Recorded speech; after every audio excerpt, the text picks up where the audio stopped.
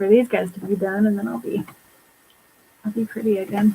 Hi everyone. Hi guys. Let me post it to Patreon. Welcome to our Sunday live recording of Remember Twilight. Right. Remember Twilight. It curled a tiny bit. A little bit. It doesn't look good. Didn't turn out the way I thought it would. It just looks messy. Pass on. Excuse me? You heard me. Somebody's here. Who is it? Show yourself. Maybe you're on the Patreon. Then I'm sorry. I didn't mean to be rude to you. In which case, show yourself over here. Oh well. It's fine. You don't have to let us know you're here.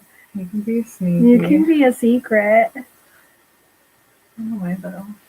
I know. Maybe they're shy. Maybe. Maybe we have one shy person. Just one. Because as far as I can tell, not very many shy Just people hanging one. out with us. True. 2 people. Who are you?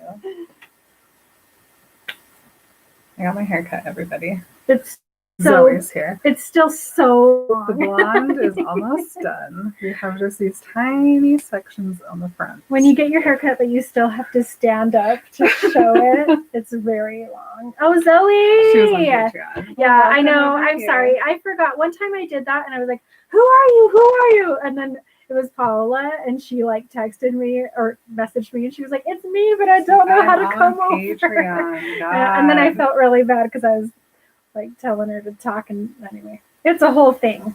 It's fine though. It's fine. I'm glad you're here, Be here Zoe. however you prefer. Our little Princeton baby. Yeah. Can you believe that? Well, I mean, yes. Yes. But it is. Ross, hey. Hey, Ross. Look at this. Okay. It's just messy. It's fine. I tried to make my hair curl, but that's what happens when I do that. Guys, we are to here. I haven't had my book on my head in a while. Look. That's not long enough. Don't That's have- all we have left. I guess how much of this chunk we're doing today? Like 40 pages of it. This many. It's literally like 40 pages. It's such a chunk. I know. I think Ross is noticing your tabs. Yes. Is it her tabs, Ross? Are you concerned about this? That is kind of a concern. It's simply. Anytime something happens that I was like, "Aw," or like, "Oh," or like, "Oh," I have to tab it, and well, Do you mind if I pull this a little closer? No. Okay. There we go. I just can't see, and I haven't gotten my glasses fixed. I get you. Tabs make me happy. Me too. For some reason, I didn't do them on this tiny section in here. There's a gap. So I gotta go back through these. I think that's when I was changing books. Right, you probably just got tired. And there was like 2 chapters where I was just like, I can see that. and then I was like, no, but it's cute. So then, anyway, yeah. These. Okay. Anybody texting me? Yes. Can I ignore them? Yes.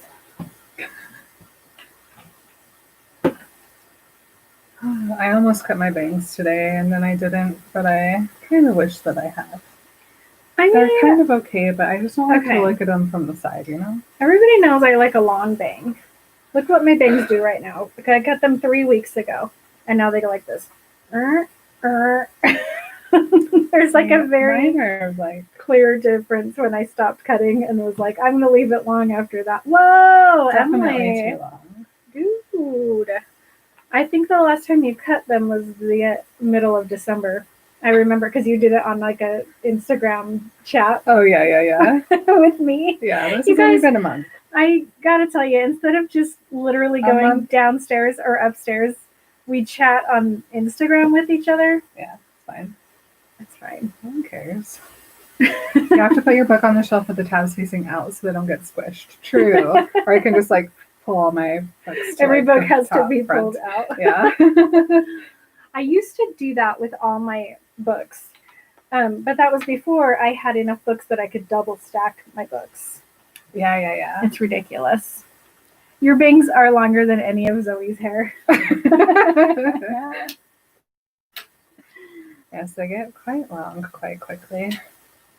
Oh, we're doing a microphone. A microwave.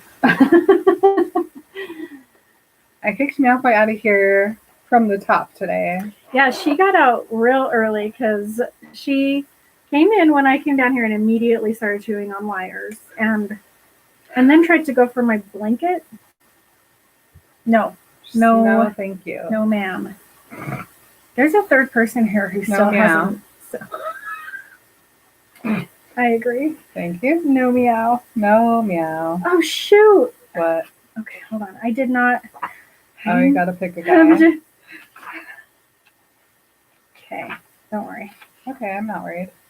Oops.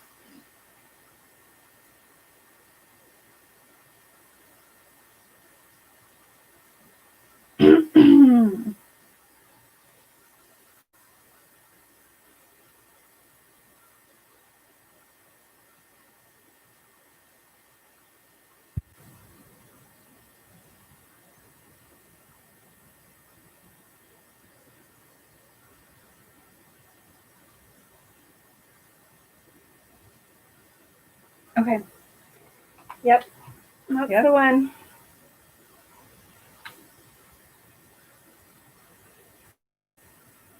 Are you ready to start? Hello. I like that sound. My own voice in my left ear. Cool. That was such a loud clap. That was a great clap. I tried to imagine how I would have felt if this encounter had taken place 6 months ago, before I'd ever seen Bella's face. I thought I would have been unperturbed. Once I'd seen these visitors' minds, I would have been confident that there was nothing to worry about. Probably I would even have been excited about the novelty of newcomers and the variation they would add to the pattern of our usual game.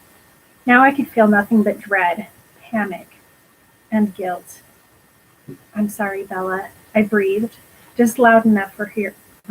Why can't I read? I'm sorry, Bella, I breathed, just... That word wants to live right there. I know, they get trapped inside. I'm sorry, Bella, I breathed, just loud enough for her to hear. The strangers were too close for me to risk speaking at a greater volume. It was stupid, irresponsible to expose you like this. I'm so sorry. She just stared at me, the whites showing all around her irises. I wondered if she kept silent because of my warning, or if she just had nothing to say to me. A little dramatic. Okay. A little dramatic, buddy. Yeah. We know how he is, though. It's fine. We do know how he is. I only have one new Patreon, and then the other thing I did was a bunch of people gave me their Hogwarts houses. Cool. So we get to sort all these people. Finally. Isn't that fun? But that'll be in the Remember Harry Potter. Cool. So it's okay. Nothing too bad happens yet. Not yet, but this... But we're on the... Yeah. This chapter goes from... That was the very last page of the chapter. There was only like 2 paragraphs after that. This chapter goes from like fun to incredibly boring. You know, the sports part. And then to like incredibly intense. Real fast. It's like the intensity just bam immediately. And like it stays high the rest of it's the book. so scary. Emily. Oh, I wasn't breathing. I'll do it again. Emily. What? We got a new patron this week. Yay! Guess who it is? Who is it? It's Bailey from England. Bailey, hi. Welcome. Welcome and thank you. Cute.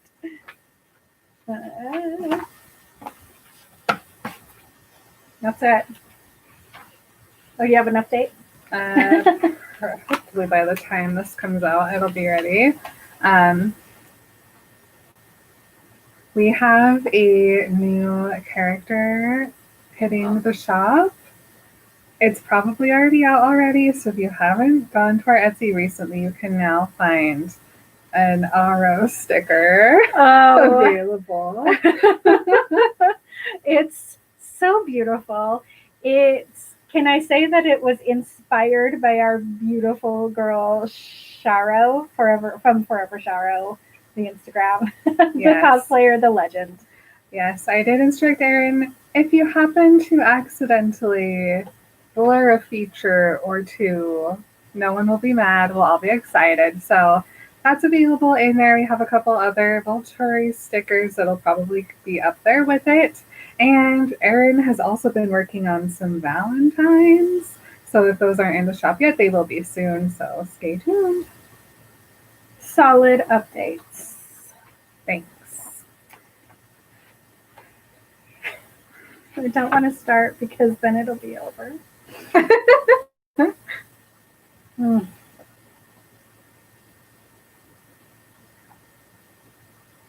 Here we go.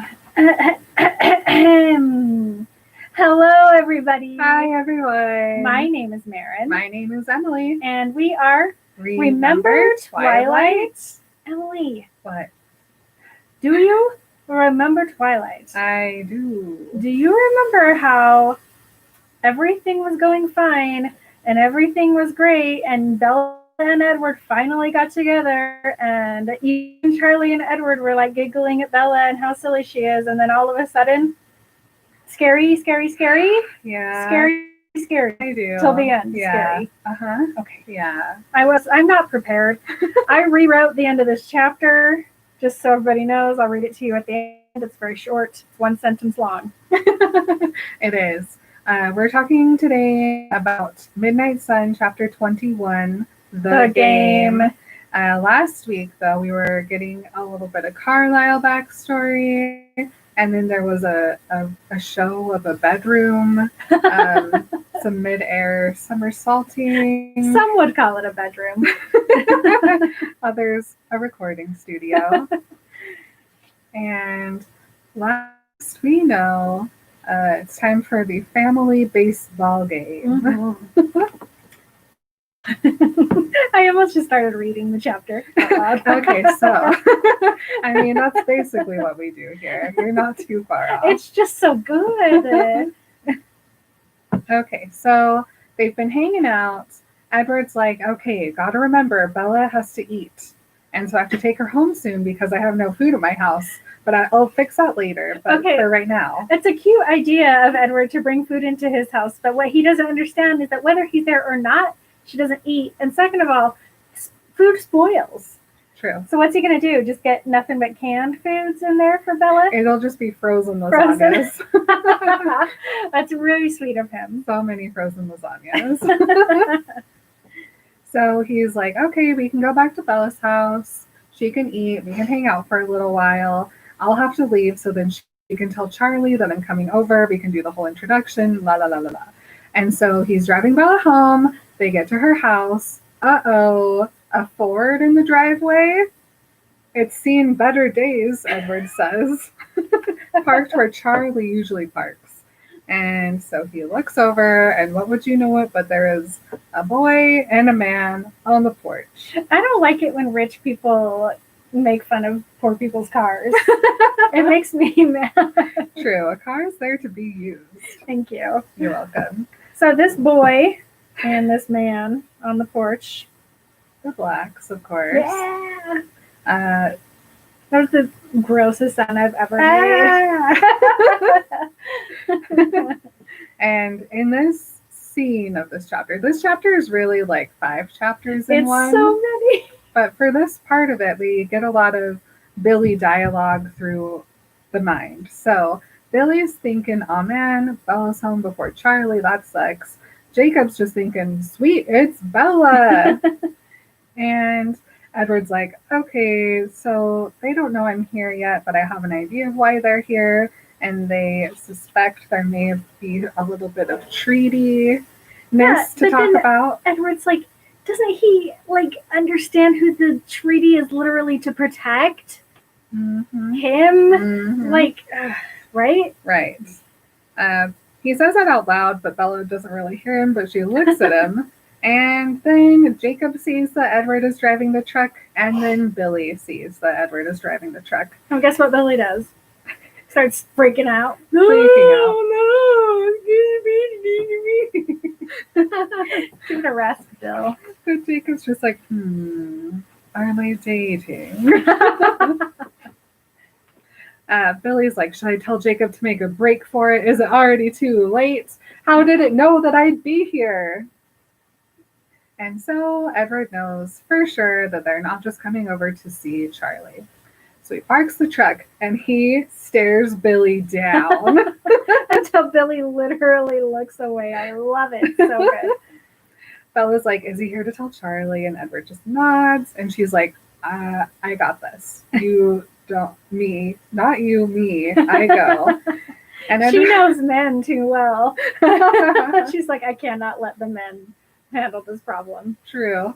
So Edward's thinking through all the things that he'd love to do right now, such as smile at them, get real close to them, be tall amongst them. See, you can't let your boyfriend go do that. That's so embarrassing. It's really embarrassing. And so he's like, okay, yes, you go, be careful. The child has no idea. Don't call him a child in front of Bella. Bella gets a nose flare, I'm sure. I'm positive. Looks at him, and she goes, Jacob's not that much younger than I am. And Edward's like, oh, I know. I know, sweetie. Pat. You. Get out of my car right now. So Bella sighs, and she's headed out, and Edward tells him to get them inside so he can leave and he'll be back around dusk. Bella offers him the truck. He says, I could sleepwalk faster. And she's like, Rude.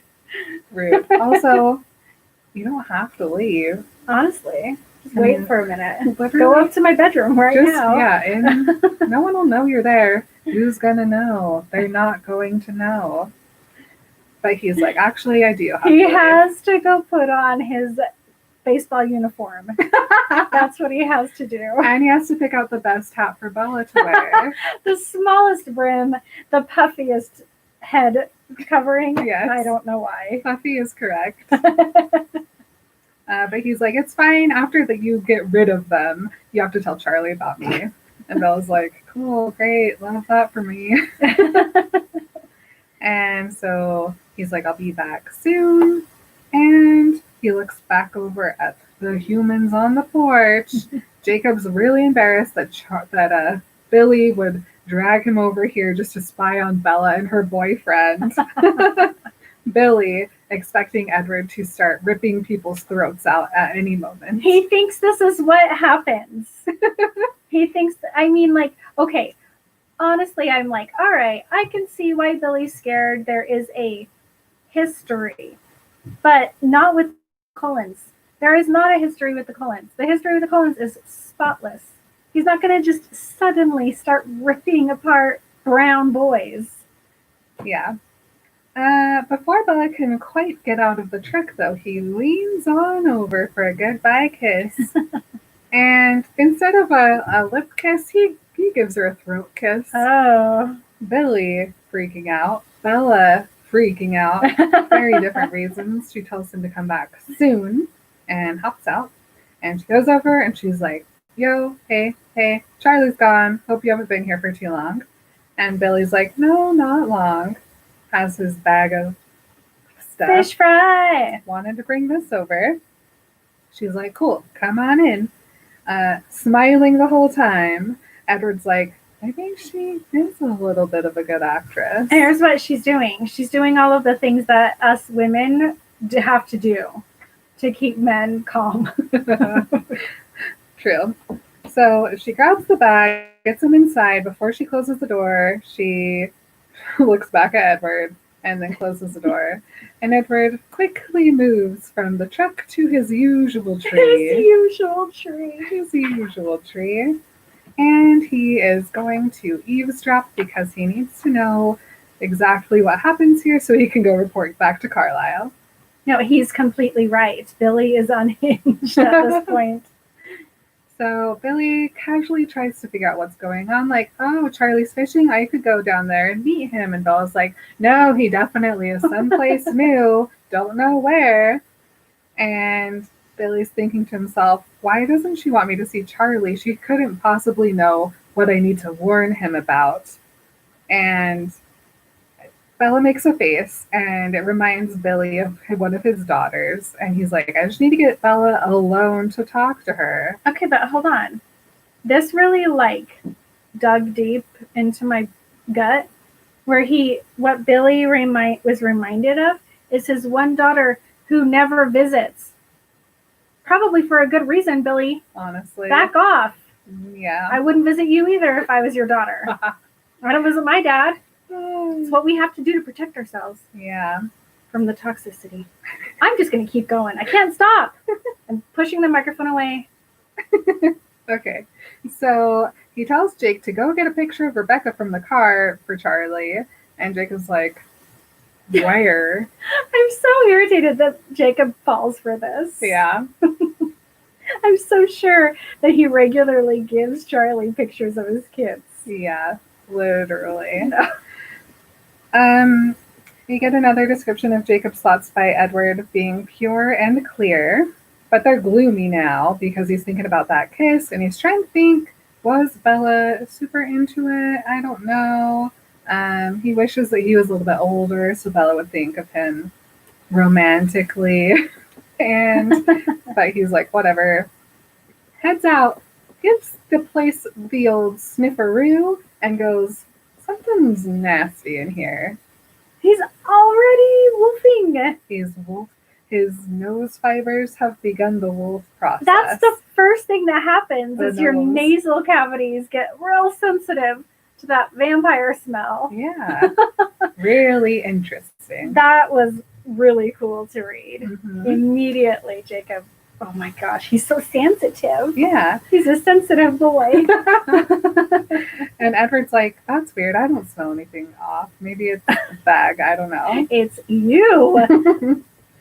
Billy tells him it's in the trunk. And so Jacob just gets up, shoulders slumped, walks out, starts moving stuff around in the car. Still thinking about that kiss. And inside, Billy and Bella were facing off.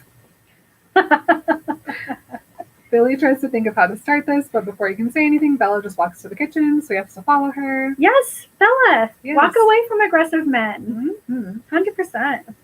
And then Bella turns around and she's like, Charlie's not going to be back for a long time. And Billy's trying to think, like, why is she keeping this a secret? How do I tell her without actually telling her? And Bella's like, thanks again. Bella's words were clearly a dismissal, but Billy didn't think she looked surprised when he held his ground. She sighed and folded her arms across her chest. Mm-hmm. Billy goes, Bella. And she just stands there. He goes, Bella. Charlie is one of my best friends. And Bella just goes, yes. He continues, I notice you've been spending a lot of time with the Cullens. And again, she says, yes. And he goes, maybe it's none of my business, but I don't think that's such a good idea. And she goes, you're right. None of your business. And then he's really weirded out by why she's so mad. But he's like, okay, maybe you don't know this, but the Cullens have a bad or an unpleasant reputation on the reservation. Not the Cullens. Vampires. Vampires. Mm-hmm. The Cullens have a perfectly spotless reputation on the reservation. Yeah. And Bella's like, no, I did know that, but it's not deserved, huh? Because they don't do anything. They've never been there. Bella. And Billy's like, what in the... Does she know? How? She can't know. And he's like, you seem well-informed. And she goes, maybe more well-informed than you are. Whoa. And He's like, I wonder what they told her to make her like so defensive and so protective of them. Probably some romantic fairy tale. I no, No. not the part where Edward admitted to her that he's a murderer, and not the part where Edward admitted to her that Jasper fought in the Revolutionary War. Not the part where Edward told her that Carlisle used to hang out with the Volturi. Mm-hmm. Not any of those parts. Definitely not those ones. He asks if Charlie is as well informed, and she goes, Charlie likes the Cullens a lot. Carlisle. Mm-hmm. And so he's like, okay, so Charlie doesn't know anything. And so he tells her, it's not my business, but it might be Charlie's. Bella just stares him down. And he goes, the girl looks like a lawyer. Mm-hmm. And she goes, that's my business, though, whether or not I tell him, right? Another stare down. Billy sighs first. And he thinks to himself, Charlie wouldn't believe me anyway. I'll just have to keep watch on everything. And he agrees with her. He goes, right here, can't alienate him again. You guys are gonna love it when you find out what he did last time to alienate Charlie. Mm-hmm. I didn't know. When I got to that part, I was like, oh man. Billy. So he just tells her to think about what she's doing. And she goes, okay. And then Edward notices Jacob. And Jacob's thinking, oh crap. I'm stupid. He just wanted me to leave. And he's like, okay, he's probably embarrassing me. I have to go in there. What if he told her something stupid? Slams the trunk, runs inside. And before he can come in, he tells Bella, what I meant to say was, don't do what you're doing. Ew. Don't do what you're doing. That's Yeah. my only response. True. Bella doesn't say anything. Jacob slams the door open. He says, there's no picture anywhere in that car. And Billy's just like, oh, I guess I left it home. And Jacob's just like, great. And then Billy's like, all right, well, bye. Tell Charlie we were here. Poor Jacob. What is happening? We're leaving already? Billy's like, yeah, Charlie's going to be out late. And Jacob's like, my dad's crazy.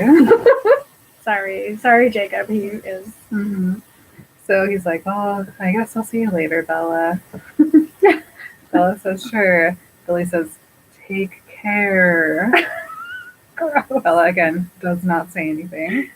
So Jacob helps Billy out. Bella follows him over. She looks at the trunk. She looks at the truck. No one's in there. She waves goodbye.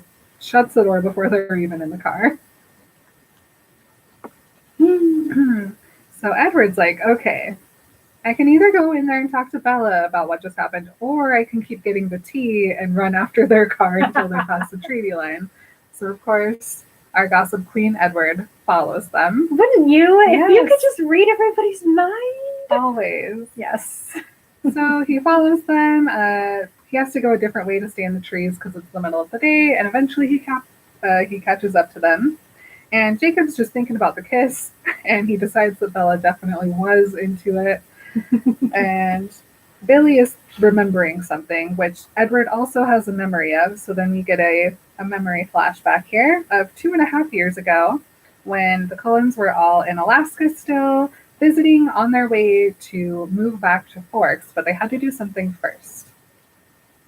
Carlisle already had his job. Esme had already bought the house. So all that they had to do was contact the tribe to give warning of their arrival.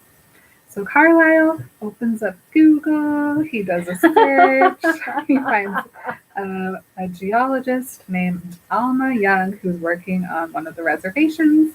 And so he gives her a little call and he's like... A genealogist. What did I say? Geologist. That's what I meant. She does family trees, not rocks. Okay. Cool either way. Super cool job. And he's like, hey girl, I am simply a descendant of Ephraim Black, wondering if I have any fam who still lives in the area. And she's like, Girl, I have some great news. Ephraim's grandson and great-grandchildren all live in the push. Listen, if you ever want to find anything out, ask a genealogist. They love telling you all the stuff they know. They do. They love it. Yeah, so Carlisle's like, can I get a phone number? And she's like, hell yeah. Gives it to him. And she's sure that Billy's going to be thrilled to hear from his very distant cousin. So Carlisle hangs up. He dials the number. He gives a call. And this is where we get Billy's recollection of this. Although this is written, it's so weird. It's written from Edward's point of view, but it's Billy's memories. Yeah. It was really weird. I was like, the whole time I was reading it, I was like, why? Stop it. If we're having Billy's memory, just have it be from Billy's point of view. It's okay. It's okay. So Billy's remembering how it was a regular old day. The twins were out. It was just Billy and Jacob.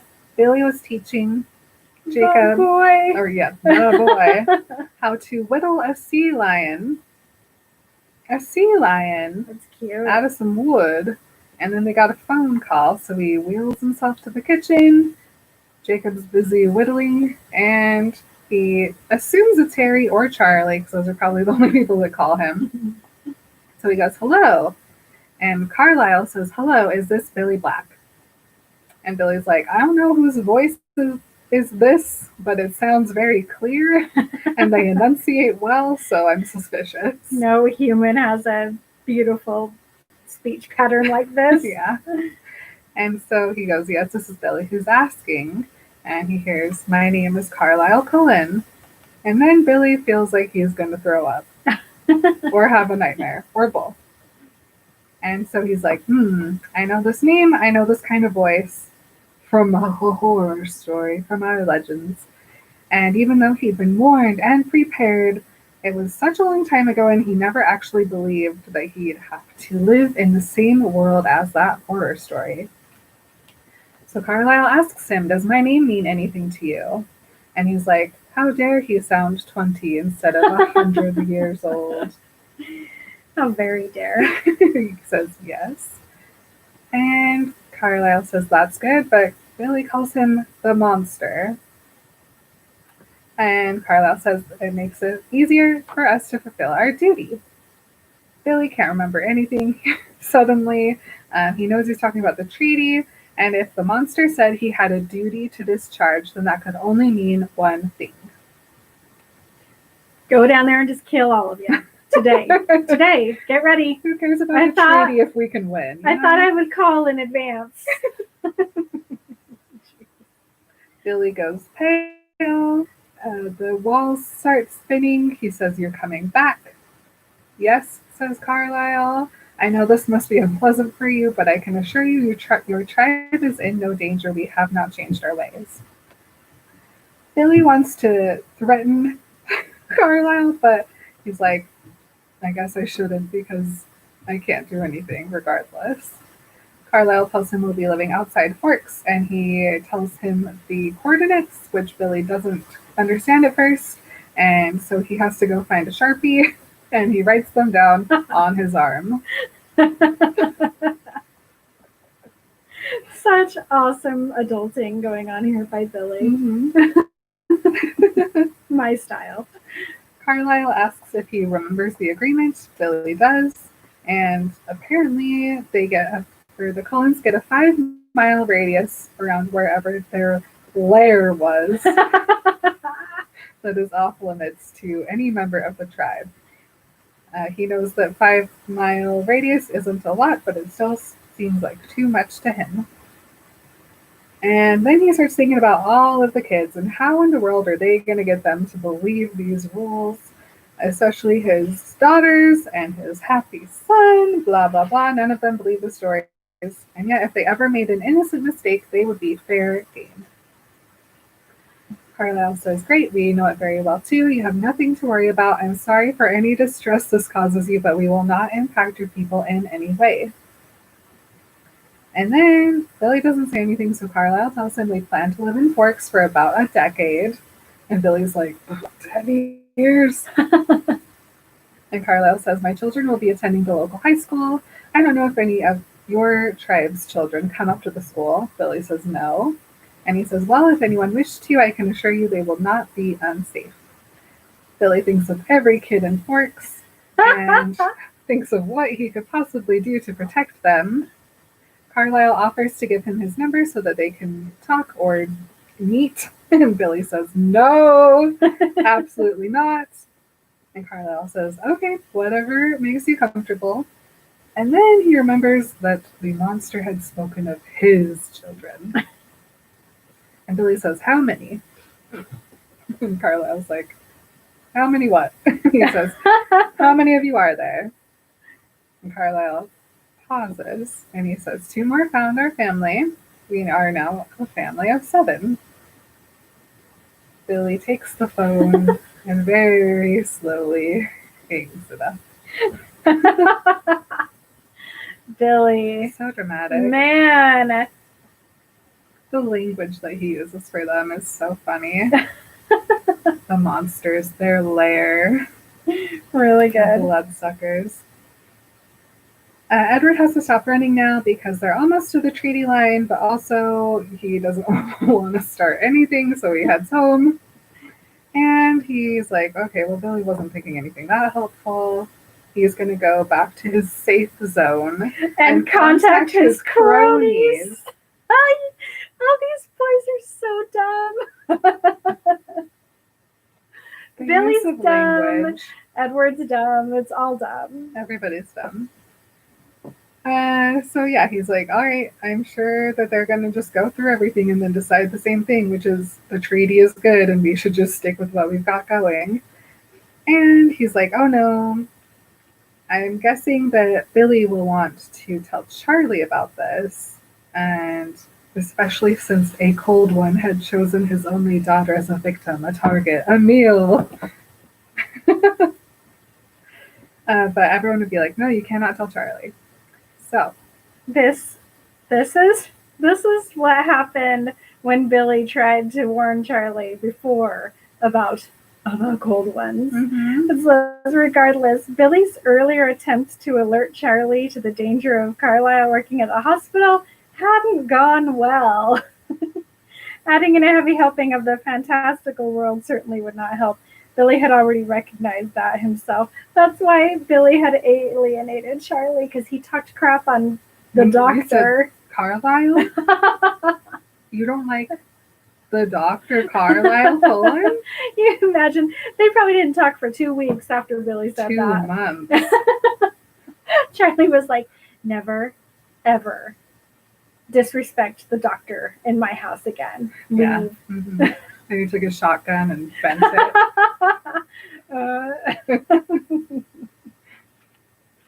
Edward's almost home. He's like, I'm just going to tell Carlisle, but we can't do anything either. We're just going to stick to the treaty. And so he's running down the driveway, and then he hears a car. And so he stops right in the middle of the road. And here comes Rosalie in her convertible, and he waves at her. And she's like, if it wouldn't break my car, I would hit you. He just nods. I know. She revs her car. He goes, I guess you heard about the game. She says, just let me go. And she doesn't know where she's going. She just wants to be away. And she's like, Emmett's staying. Isn't that enough? He says, please. And she's like, I don't know why you care about this so much. And he says, you are important to me. And she's like, everyone's going to have more fun without me. And he's like, you might be true. She says, I won't be nice. And he says, I don't care if you're not nice. Just be tolerant. And she hesitates. And he's like, it's not going to be that bad. Maybe you're going to win the game. Make me look bad. And she's like, well, then I get Emmett and Jasper. And Edward's like, all right. Why would you choose them? Alice and Edward. That's the choice. Duh. Hello. She instantly regrets the fact that she just made a deal with him. She's going to have to be in the same place with Bob. But Edward just tells her nothing's going to happen. She's just going to watch us play a game. Think of it as an experiment. And Rosalie goes, in that it might blow up. Like a chemistry experiment. Edward just stares at her. She rolls her eyes. And he says, if it doesn't work, we'll just figure something else out. Rosalie thinks of many other things that they could do. But she's like, fine, I'll try. But that's about all you're getting from me. And then she's like, okay, I have to go put on my baseball outfit then. She flies in reverse back towards the house. It does not say that she turned around. No. It said that she put her car in reverse and went 60 miles an hour to the garage. That's what it says. Wow. I read it. Incredible. Edward runs straight towards the house, goes inside. Here we have Emmett watching 4 different baseball games all at the same time. But he is distracted because he can hear Rosalie pulling back into the car, or back into the garage. He was really getting ready for this game. Who does that much research for a baseball game? He's with your got to brothers? win. He's got to win. Cool. Edward's like, nothing you're going to see on a human baseball game is going to help you win. Emmett's just like, you talked Rose into playing? Edward nods. Emmett is a grin. He's like, I owe you one. And Edward's like, aha, really? And Emmett's like, well, yeah, what do you want? Literally, chill out around my girlfriend, okay? Don't be embarrassing. That's the only thing he wants. Don't scare her. And it's like, all right, cool. I'm just glad you're back. Because Emmett's been so bored with Edward in a mood and Edward at Bella's house all the time. And he almost says sorry, but he knows Emmett doesn't really care. He's just glad he's back. So he asks where Alice and Jasper are. And he's like, they're hunting. Jasper wants to be ready. It's super weird. Jasper is very excited about tonight. And Edward's like, uh-huh, cool. And then Esme Mom vibes right here. thinks over to Edward. Edward, dear, I can hear you dripping on my floors. Please change into something dry and mop that up. Imagine. I can hear you dripping. Imagine being such a mom that you tell your 109-year-old kid to mop the floor because you got it wet. Uh-huh. I love it so much. She Those are is goals. thriving. Goals. So he goes upstairs to change, and this time he's going to wear his best Charlie outfit. He's pulling out the fancy rain jacket. He wants Charlie to know that he takes the cold and the weather very seriously. Just wants to make sure Charlie feels like Edward is responsible. This raincoat has a hood. Yeah, it does. Automatically, I tucked my bottle cap into the pocket of my new jeans. Oh no. He mops. He thinks about how close the baseball clearing is, but knows that Bella isn't going to want to run the whole way there, so he has to figure out some way to make it half running, because the shorter the distance, the better. But why, though? It adds an extra 4 seconds onto the backpacking to drive the couple miles into the forest that you can. I don't know. I don't like. The whole thing is confusing to me that he drives there and then when they go, he only does it to cut a few miles off of the run. Literally, A maybe 3 seconds. few miles. Maybe 3 seconds. I don't like any of it. She can be on there for an extra 3 seconds, I promise. It's very weird.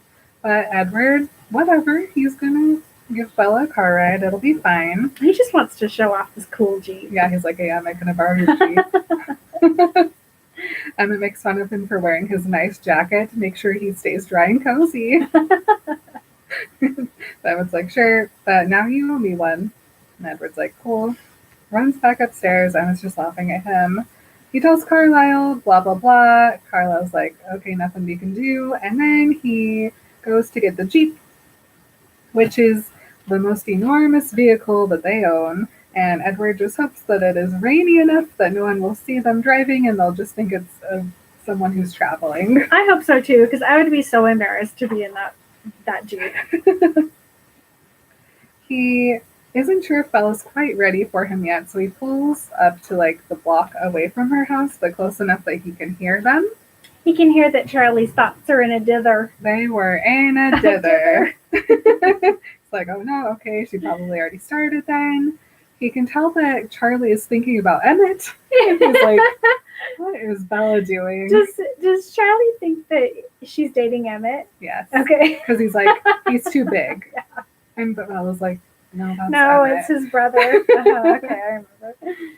So Edward pulls over and there's people around on this other block, but he says he could pick Bella's voice out of a stadium full of shouting. Shut up. That's so cute. He can hear Bella saying, "It's Edward, Dad." And Charlie says, "Is he?" And Bella says, "Sort of." And Charlie's like, "You told me last night you weren't interested in any of the boys in town." And Bella's like, "Well, he's not in town. It's early. Don't embarrass me. Just be chill." And so Edward's like, "Okay, pretty sure I know what they're talking about then." Charlie is a little concerned. Something's going on with Charlie. Charlie asks Bella, when is he coming over? Bella says he'll be here in a few. He says, where is he taking you? And Bella says, we're going to play baseball with his family. Charlie waits a moment, laughs at Bella. You're playing baseball. Edward's like, okay, Bella doesn't like baseball. Got it. And Bella's like, I'll probably just watch most of the time. And Charlie's like, you must really like this guy. And then Charlie's trying to figure out how long exactly they've been dating. Can't quite figure it out. Edward makes a U-turn, parks behind the truck, goes up, presses the doorbell, puts on his hood. You can hear Charlie, followed by Bella, coming over to the door. Charlie opens it, staring at Edward's shoulder. Has to take a step back and look at his face. He's so tall. And then Edward notices Charlie have the usual human to vampire reaction. Is Edward like 6'2"? Mm-hmm. Is that his height? And then Charlie's probably like 5'10". Yeah. It's like... And Charlie, he can tell that he's going to have a little adrenaline spike. He's going to be a little twist of the stomach, but then he's going to be like, no, this is fine. He's going to be like, wow, teenage boy. Our brains do that to us. They help us. They protect us. Thank you, brain, for making me stupid. I appreciate it. So he just watches Charlie's face as he like freaks out a little and then settles down. And then Charlie starts to think about Carlisle. Edward assumes that he is comparing their faces. I believe that he is thinking of his new vampire boyfriend and how cute it'll be when him and Bella and Edward and Carlisle can go on double dates together. I love that. Because Charlie was definitely dissatisfied about something. Because he's not dating Carlisle yet. He's looking around. Is your dad here? Bella's just watching them. Charlie says, come in, Edward. And so he says, thanks, Chief Swan. Charlie says, call me Charlie. Takes his jacket. Charlie's like, all right, come on, have a seat in the living room. Bella is not excited about this. No, don't have a seat, please. Edward sits in the armchair so that Bella and Charlie can sit on the sofa. Bella's not happy about this, so he winks at her. And Charlie's like, so you're getting Bella to watch baseball? And he's like, yep. And he's like, well, good for you. And Edward just politely laughs. And Bella's like, all right, time to go. Gets her jacket on. So Edward and Charlie get up. Edward puts his jacket back on. They've been there for like 3 seconds. Charlie tells her not to be out too late. And Edward says that he will have her home early. Charlie looks at Edward and says, you take care of my girl, all right? Bella groans, but Edward is very, very happy to be able to say to Charlie, "She'll be safe with me, I promise, sir." Famous last words. Bella walks outside, so Edward and Charlie laugh at her again and start to follow her out. But Bella freezes on the porch, so they stop behind her, and Bella is, is looking at the Jeep. Charlie gives it a whistle, tells them to wear their seatbelts, and so then Bella runs over to the Jeep. Edward has to do some lunges so he gets there first, but without being too fast so Charlie will notice. He opens the door. Bella looks up at the seat, which I'm sure is about at her shoulders. Stands back a little bit. Is going to get a little like of a run and jump, but Edward knows that Charlie can't see them, so he just scoops her up, plops her in, goes around, hops inside. Bella is concerned with the harness. She's not sure what buckles into what, and so Edward buckles her in, touches her, turns on the car, and they start to pull away, and she's like, "Wow, what a big Jeep you have." A big what? A big Jeep Jeep? you have. Oh. Edward's like, "Oh, it's Emmett. I didn't think you'd want to run the whole way." And she's like, "Where do you keep this thing?" And, well, we just changed one of the buildings into a garage. She asks if he's going to put on his seatbelts. He stares at her. She Put on rolls your her eyes. seatbelt. And she's like, "Wait, run the whole way?" So we're still going to run part of the way? And he's like, "No, you're not going to run anywhere." She's like, "Well, I'm going to be sick." Tells her to keep her eyes closed. She bites her lip. He wants to tell her that she'll be safe, and instead he gives her a top of the head kiss. And then, oh no, he smells her hair. It smells extra good from the rain. He has to take a moment for himself. Pulls back. She's confused. He's like, "You smell real good in the rain." And she's like, "Good way or bad way?" And he says, "Both, always both." So they start off-roading, and he's going to drive it a couple miles into the forest. Just a few miles off the run. How many miles is this run? It's 18 miles. maybe. Yeah, probably. Like, just backpack her the whole way. From the house to the clearing. Anyway, Bella's looking out the window. He's wondering why she's not talking, and then he realizes that she is holding on for dear life, and so he starts to slow down and be a little bit more smooth with the drive. And he talks about how Bella hates to go anywhere that isn't in her dinosaur of a truck, and Rude. they get to the end of their off-roading trail, so it's time to run, and Bella is like, "No thanks, I will stay here." Once again, illustrating the very difference between Bella and me. I would be like, "Let's go, hot boyfriend. I don't care what I have to do." Edward's like, what happened to your courage? You were so brave this morning. And she's like, "I didn't forget the last time, dude." Edward goes over to her, opens the door. She doesn't move. He unbuckles her. She's like, "No, I got this. You go on ahead."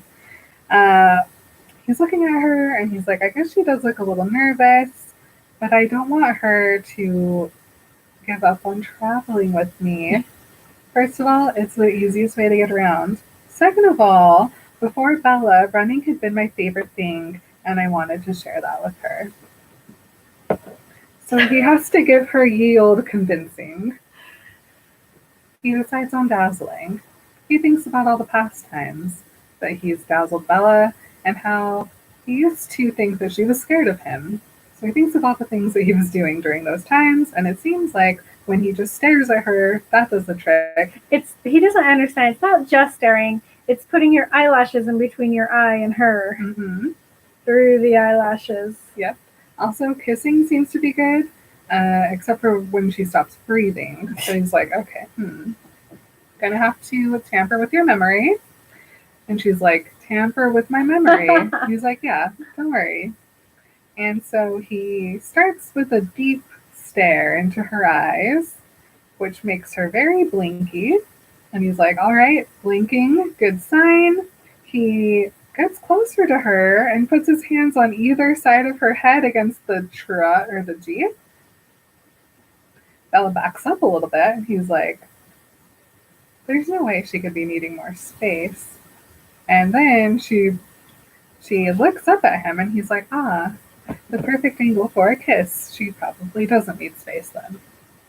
So he gets in closer. And he says, what exactly are you worried about? She is more of a blink. She is an unsteady breath. He's like, do I need to remind her to keep breathing? I don't know. And she's like, well, I'm really worried about hitting a tree and dying and then getting sick. And Edward laughs. It's like really cute order of events. And then he slowly leans down and puts his lips against her collarbones. And she is another hard to breathe, heart aflutter.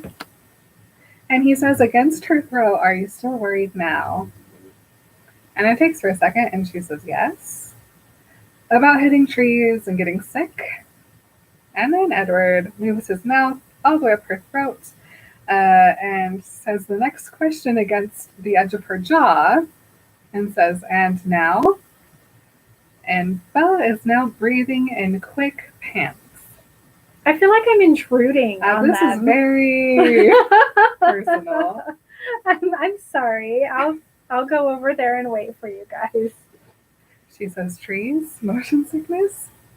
He takes his lips all the way up to her eyes, kisses one eyelid, and then the next one. And he says, Bella, do you really think I would let a tree hit you? And she goes, no, but I might. And then he kisses down her cheek and stops right at the edge of her mouth and says, would I let a tree hurt you? And then he takes his upper lip and touches it to her lower lip. Stop it. Very lightly. I'm just kidding. Don't stop. Ever. And she says, no. And now he doesn't take his lips off of hers. He says, you see, there's nothing to be afraid of, is there? She goes, no, with a shuddering sigh. And then Edward's like, God damn, this is sexy. He gives her a full mouth press. He's getting out of control. My desire was not for the old needs. These were new passions, and I hadn't learned how to govern them.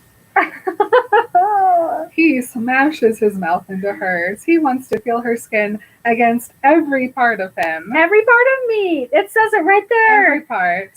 This new fire, a fire without pain, raged even hotter when her arms wrapped tightly around my neck and her body bowed into mine.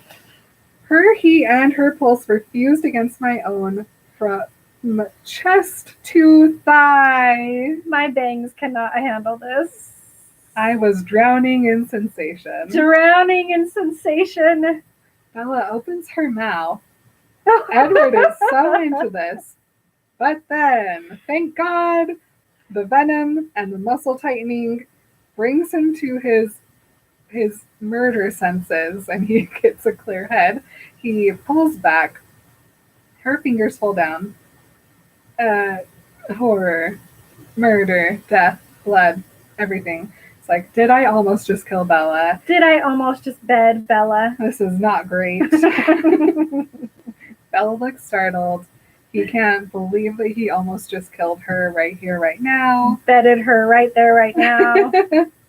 And also, what if Bella took her tongue and put it on one of my teeth? What if accidentally Ooh, a tongue teeth touch would have been bad. would have been sexy? If Bella only knew that that's all it took. Do it, Bella. Bella, you just kind of Lick that tooth. literally slide it across. get just a little tiny cut and you're good. He's not going to try to suck the venom out of your tongue, is he? No. He would. He would do that. He literally That'd would. be so gross. Disgusting. Maybe he would just Just chomp the, never the mind. tongue out. Just squeeze the tongue. Ew. Tongues are squeezable. I hope that's the title of this episode. Tongues are squeezable. Paula comes in for the sex talk.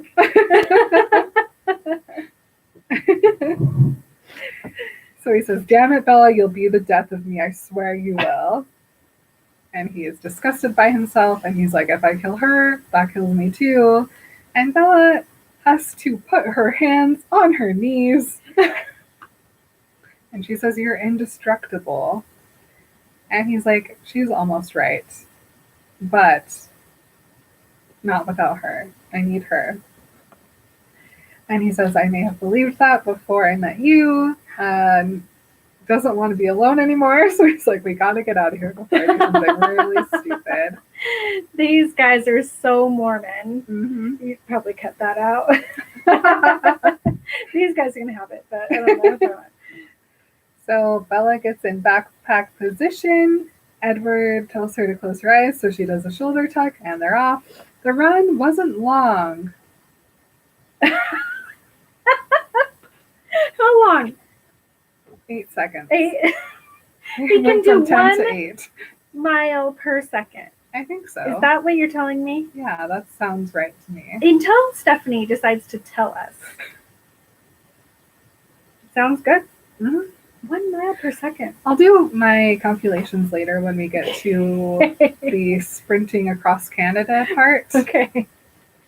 And I'll tell you about what I've come up with how fast they are, but we'll see. We'll see. Okay, so while they're running, Edward has time to think to himself, "I have to draw a more careful line and limit my physical contact with her." And Bella doesn't move. Her heart seems good, so when he stops, he's like, "It's over, Bella." And she loosens her arms, takes a breath, loosens her legs. Suddenly she's gone. She says, "Oh." Edward turns around. There she is on the ground, very awkwardly looking, looks shocked, doesn't know how she got there. Edward doesn't know why it's so funny, but it was. He starts laughing so badly, and he cannot stop. Bella rolls her eyes, she stands up, she wipes the mud off her jacket, and Edward laughs even more at the look on her face. It's so rude. She glares at him, she starts to walk off. So he stops laughing, he goes after her, and he's like, "Where are you going?" She's like, "I'm going to watch a baseball game. You don't seem to be interested anymore, but I'm sure everyone else will have fun without you." So he tells her she's going the wrong way, and so she turns around and starts walking in the other direction, and he's like, "Nope, that's not right either." And he says, Don't be mad, I couldn't help myself, you should have seen your face." Laughs again. She looks at him, angry, and she's like, "Oh, are you the only one who gets to be mad?" And he's like, "Oh, right. He says, "I wasn't mad at you." And she's like, "Oh yeah, Bella, you'll be the death of me?" And then he's like, "Oh, okay. Bella, that was simply a fact." Bella's being quite idiotic and quite stupid. Why? Okay, first of all, don't have a fight with your hot new boyfriend just to prove the point that it's okay for you to be mad. Also, that's all I have. The first of all, we don't need to get in a fight with him right now. It's true, but when he yells at you and then gets all mad that you want to yell at him, But it's he like, "Hey, wasn't- I can yell at you He too." wasn't yelling at her. She doesn't know that, I though. know, Bella. Come on. And he's like, so he tries to grab her, and she just pulls away. He goes, or she goes, "You were mad," and he says, "Yes," and she's like, "But you just said," and he's like, "No, that I wasn't mad at you. Can't you see that, Bella? Don't you understand?" And she's like, "See what?" He goes, "I'm never angry with you. How could I be?" And he's like, "You're brave and trusting and warm." Oh, And then in his head, he continues forgiving and kind and sympathetic and keep sincere, going and out good. loud. Essential, crucial, life-giving. He could go on. He decides not to. She's like, "Well, then why?" And Edward assumes that her unfinished thought was something along the lines of, "Why did you snap at me so cruelly?" So he idiot sandwiches her, stares at her with his eyes, and he says, "I infuriate myself the way I can't seem to keep from putting you in danger. My existence puts you at risk, blah, blah, blah. I hate myself. I should be stronger." Usual Edward things. And so she lips closed with a finger. She says, "Don't." And he says that the confusion had disappeared from her eyes, leaving only kindness behind. And so he takes her hand and he puts it on his cheek and he says, "I love you." It's a poor excuse for what I'm doing, but it's still true. And Belle just stares at him. This is the first time that he says out loud, "I love you," and she recognizes that he doesn't, because he's like, he's thought it a bajillion times. He doesn't realize he's never actually said it out loud before. He tells her to please behave yourself. And then he gives her one kiss, very brief. Everyone holds still. Check mark. She tells him that he told Charlie she'll be home early, so they better get going. And he goes, "Helping me again. I wish my weakness didn't force her to have to be so strong." He grabs her by the hand. They walk into the clearing, which is an open place. Convenient. They like to go there. Carlisle is putting up the diamond. Alice and Jasper are practicing tricks. They're spinning bats. They're leaping. They're pyramids. There's Esme. She's sitting next to Emma and Rosalie. And as soon as they walk in, Rosalie looks over, yanks her hand out of Esme's, and walks away. Edward's like, "Well, yeah, I guess she said she wasn't going to be nice." And Esme's like, "She's so ridiculous," because Esme's been trying to talk to Rosalie all afternoon, hasn't been working, and so Esme's just kind of over it. But Emmett's like, "It'll be fine once we get started, whatever." Esme and Emmett come over to say hi. Edward gives Emmett a look.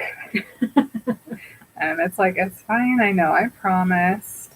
And he looks at Bella, and he's like, "This is cool to have a human doing our vampire things, and it's exciting." And Edward describes Emmett's reaction to Bella as, I don't know how to say this. I started too late. He goes, "And a human who was, to his mind, more or less one of us now. He had only positive experiences with adding to the family, and he was eager to include Bella as well." That's really sweet.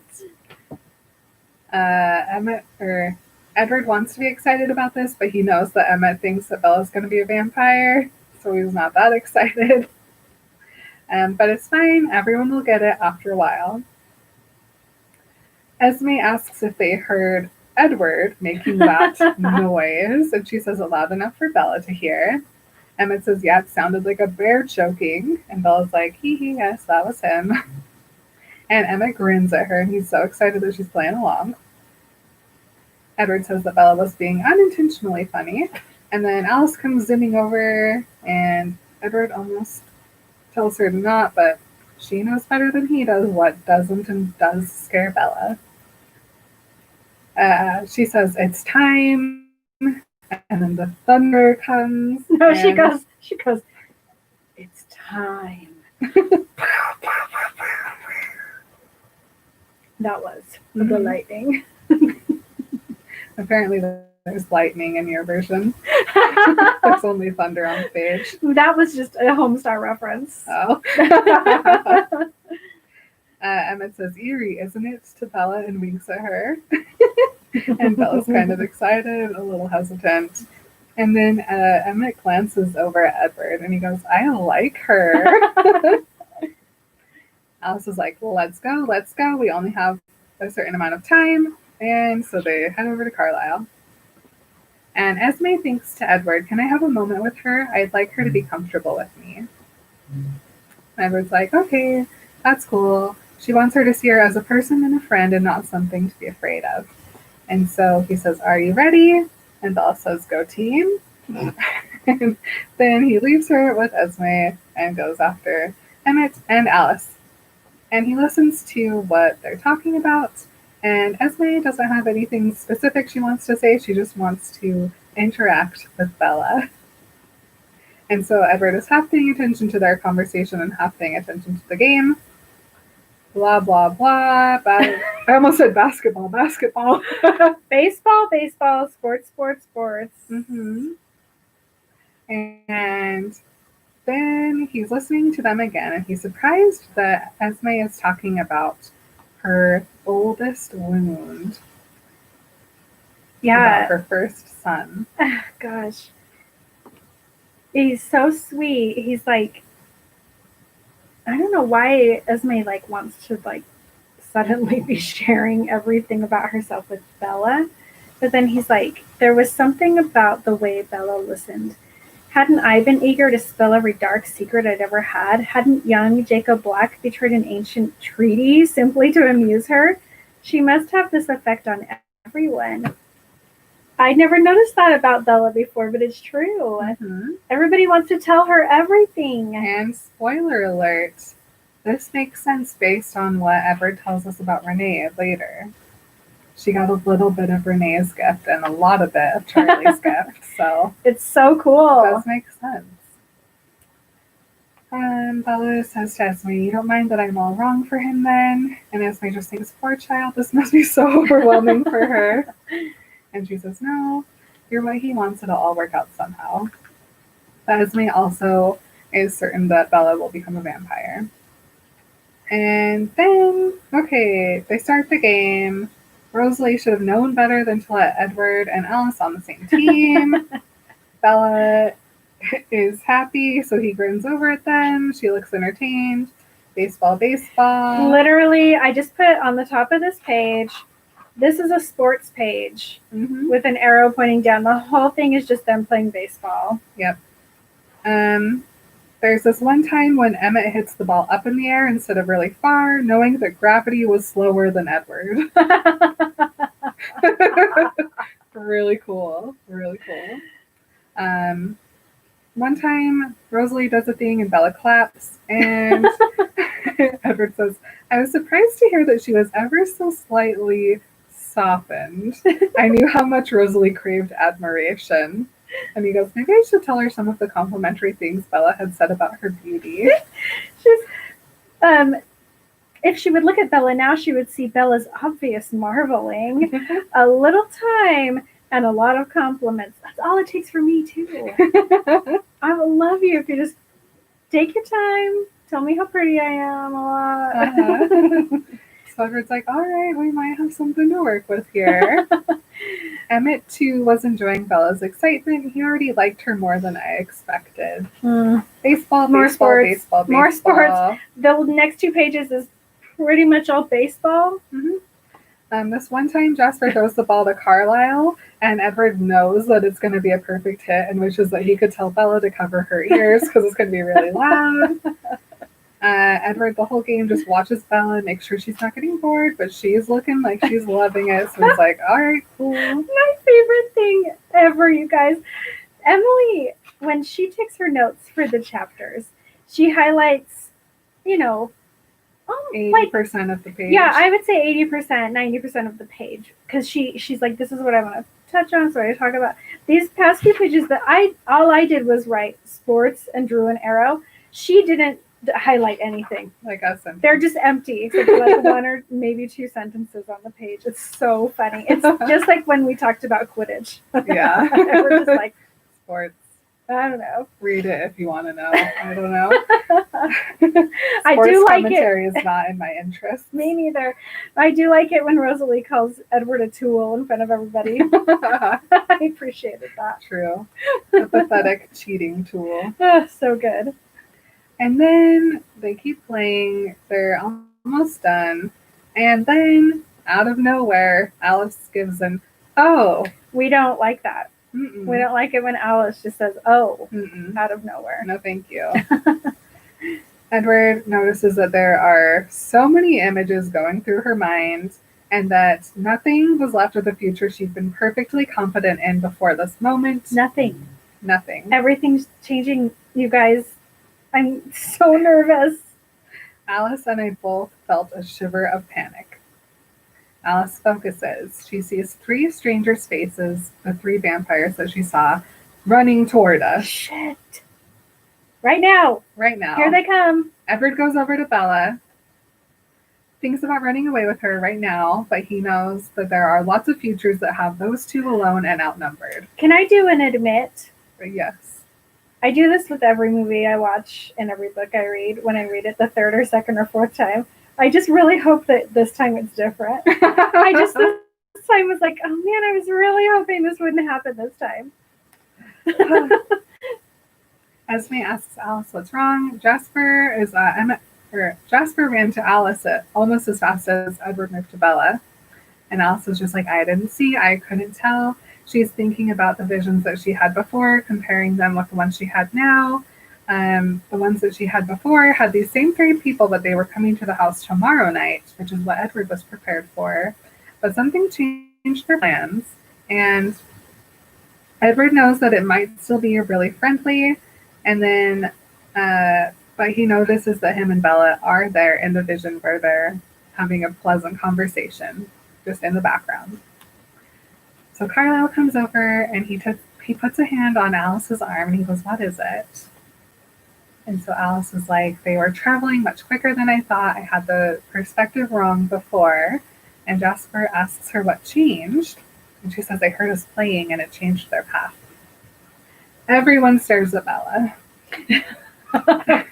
That's her worst nightmare right there. She doesn't care about the vampire. She just doesn't want everybody looking at her. Carlisle asks how soon. Edward, it's kind of a really far distance for him to listen across, but they're vampires, so they're a little bit stronger to hear. And so he can find them, and he says that they're less than 5 minutes away, and they're running because they want to play. Carlisle looks at Bella again, and he thinks to Edward, you have to get her away from here, and says out loud, can you make it? So Alice's focus is on all of the possibilities of what will happen if they leave, what happens if he tries to run away with Bella. And he knows that Bella wouldn't slow him down very much, but he would not be fast enough.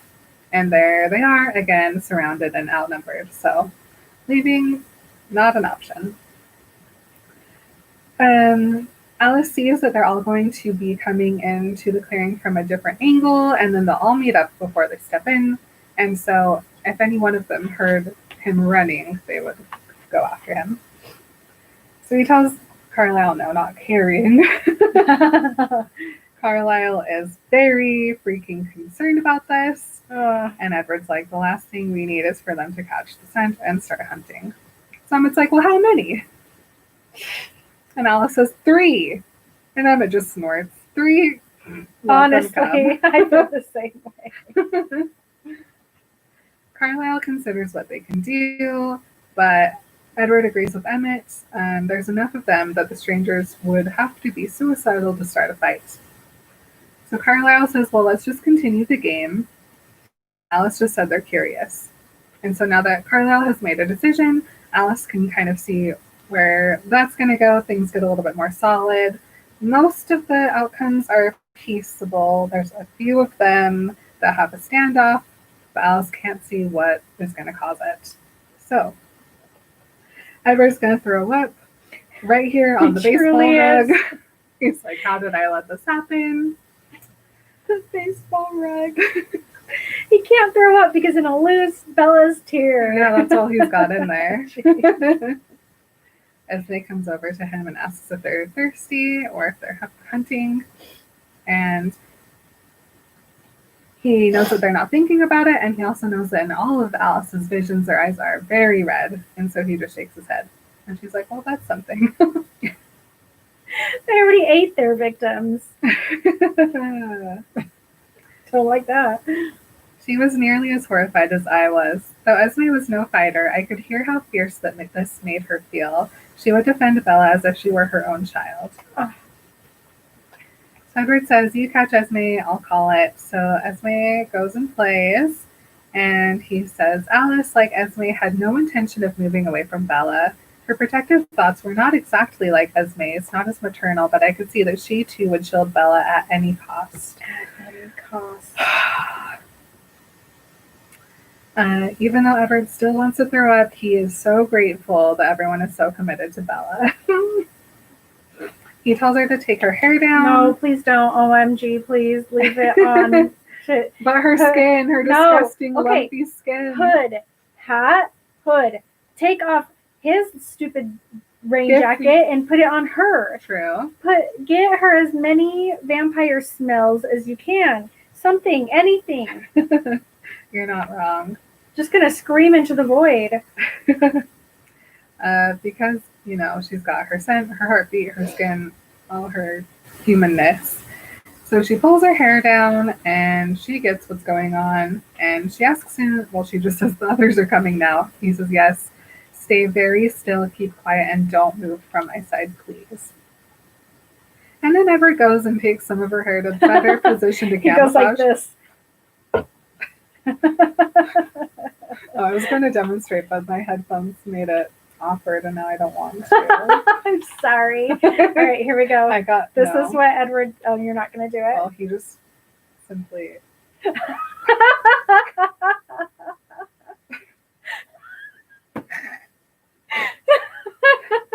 He's like, you're perfect. Just stand still.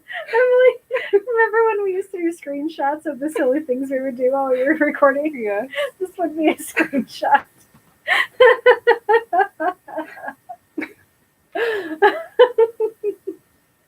I am impressed. He's like, hold still. Apart. Really good. Alice is like, that's not going to help. I could smell her across the field. And he's just like, I know. I was like, what did Esme ask you? And he's like, should I? No. She asked whether they were thirsty. Bella starts to get nervous. Alice is watching her visions come more solid, and he is relieved to see that no one's going to pass Bella's scent on their way into the clearing. There's lots of ways this can go once they're here, but at least they're past that. And he sees himself defending Bella many times, the others always standing with him, except for Rosalie. Rosalie only cares about Emmett. He can hear them getting closer. They're all just very curious. He knows that the redheaded female, the redheaded woman, thank you, is very anxious. She is prepared to run if there's any aggression that happens whatsoever. The two men were just excited to play some baseball. Edward assumes your that they edits know. are fire. Thank you. Okay, but all right, I have a thing. So one of the reasons that they decide not to just like kill these three immediately is because they're like, the girl's gonna run away. Mm-hmm. Like, she's fast. So if we do that, she'll just run away. Go get her. Kill James and Laurent and go get her. Mm-hmm. Right? Right. If she comes back, good. Get her then. She has no reason to come back now. Yeah. In this moment. No. Who's she gonna go get? Nobody. Okay. Why would she come back? Kill him now. So Edward's like, oh man, if only me and Bella hadn't been here, there would have just been all these guys here. Everything would be fine. Oh, this sucks. I should have thought about this. When we play baseball, it makes a very specific noise. I knew they were going to be in the area-ish. And he's like, this is crappy. He thinks about how if this had happened before Bella, he would have been excited for it, but now all he feels is dread, panic, and guilt. She says, I'm sorry, Bella. It was stupid and irresponsible to expose you like this. I'm so sorry.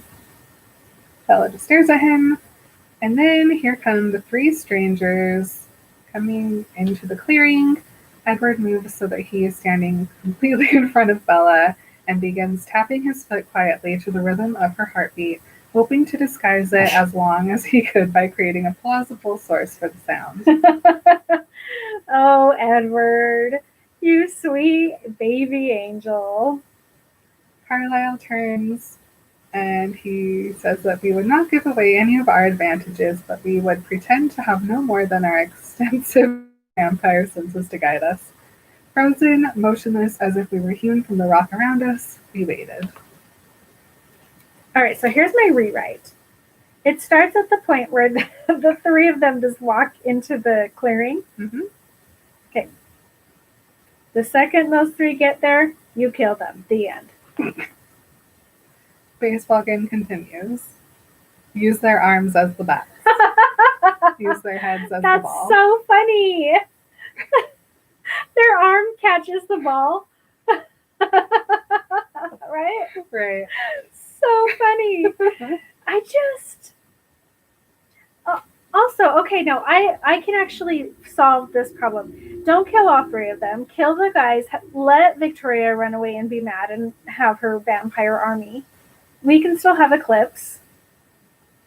But kill these guys so we don't have to have the whole Arizona thing happen. Charlie doesn't ever decide to hate Edward. I just fixed it, you guys. I fixed it. We don't have to do Bella's stupid plan of going to Arizona. It's brilliant. It's better, certainly. Thank you. Ugh. Also, we can skip a lot of this Edward thinking that happens. No, I know.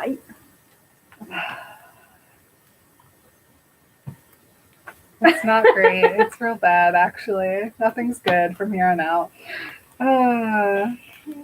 Anyway, thanks for listening, you guys. Yeah, thank you for joining us, coming along with us through this adventure. We love having you with us. Mm-hmm.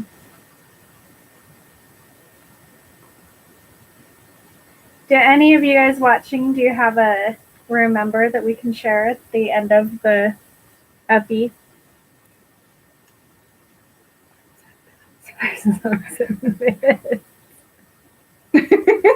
As mitts. Oh, think of it. Oh my gosh. It doesn't hurt to catch it. Mm-mm.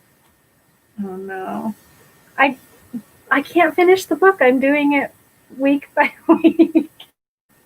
I just feel like coming in and bawling every week for the next 8 weeks. Mm-hmm. That is what it will be, certainly. I got one. Okay. All right. So, like we said, thank you so much. You guys are very wonderful. We love you. And remember, you don't really need to drive when you can just run. That's true. Okay. Love you guys. Bye. Bye. Whoa. Y'all are leaving the comments. Oh, Wow. The chat was hopping today. I know part of me wants to incorporate the chat, but then the episodes would be like 5 hours long. Mm-hmm. Like if it was only one person podcasting, that Oh, would yeah, work yeah, better, but Yeah, what's Like his face both of us. that I hate used to do that. yeah. The tabs make me so happy. You have to put, okay, let's see. Your bangs are longer than any of my hair. How was the Mean Girls watch along? I slept all day yesterday, so I missed it. It was good. Ugh, that movie's so funny. We missed you too.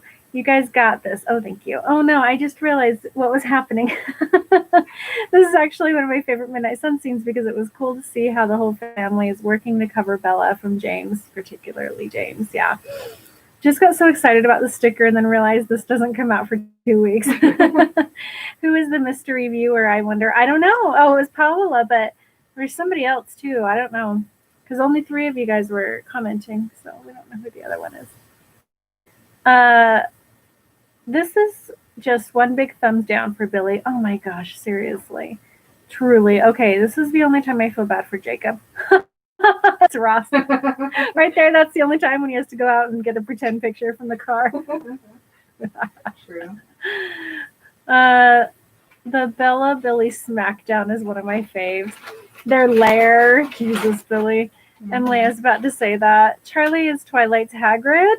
Cute. Awkward silence before bottle cap. Oh, I know. Sorry. You jinxed it, Edward, as if you could out-jinx me. He really did.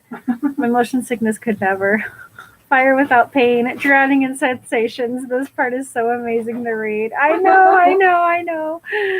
Lick that tooth. You guys, I'm sorry. You know me. Backpack position wins the title poll.